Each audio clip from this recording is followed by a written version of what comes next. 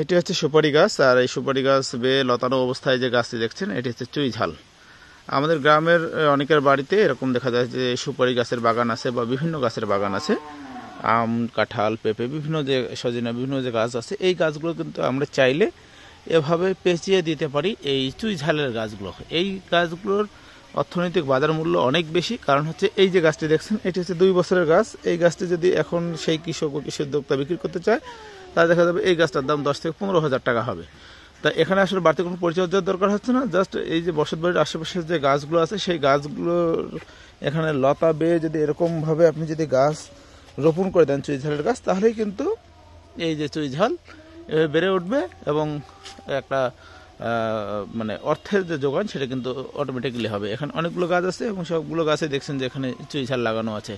এখানে বাড়তি পরিচর্যার দরকার হলো না, অটোমেটিক্যালি এখান থেকে কিন্তু একটা অর্থ চলে আসলো।